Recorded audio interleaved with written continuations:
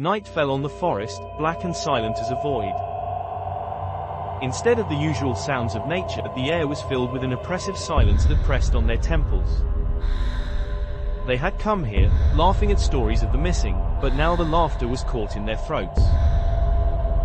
The light from the campfire barely penetrated the dense wall of trees, casting long, bizarre shadows that seemed to move and watch them.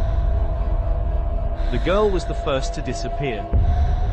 She had only gone for a few minutes to find a secluded spot, but she didn't return. At first, her friends reassured themselves, "She just got lost, she'll be back in a minute." But every passing second without her voice, without her flashlight, made their fear more real. When their calls of, "Hello, where are you?" dissolved into the darkness without a response, they realized they were not alone in this forest, and their game had turned into a bloody reality. They rushed to find her, carefully stepping through the dense undergrowth that clung to their clothes like cold fingers. Their initial fear receded, replaced by a grim determination. Their flashlights caught the silhouettes of trees, frozen in strange poses like twisted ghostly figures.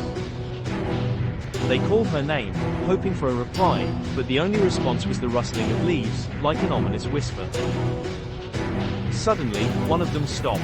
On the ground, in the dim light of a flashlight, lay the girl's scarf, and next to it, a branch bent into a shape that resembled a human bone. It didn't look like a coincidence. It was a sign, left by someone, or something. Their fear returned, but it was different now, not cold, but sticky, like a spider's web. They continued on, but the forest began to change. It seemed to deliberately confuse their tracks, forcing them to wander in circles. Trees that had been there a few minutes ago vanished, and in their place, other, more somber and ancient ones appeared.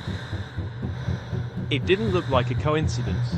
It was a sign, left by someone, or something. Their fear returned, but it was different now, not cold, but sticky, like a spider's web. These were not just flashes of light. These were incomprehensible, twisted figures. When they stopped to catch their breath, they realized that all their flashlights had gone out at the same time. Now, in complete darkness, they heard her voice.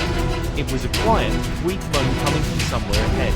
It seemed to be very close, but when they moved toward the sound, it disappeared and reappeared in another place, behind them.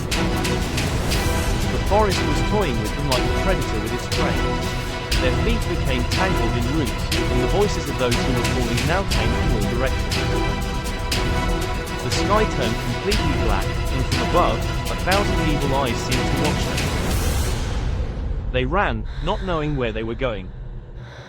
But the forest seemed to only grow larger and darker. Somewhere in the distance, a loud scream was heard, ending with a terrible, gurgling sound, and then, an ominous silence. It was the scream of one of them, but they didn't know who it was. Fear paralyzed them, and only one question pounded in each of their heads: who's next?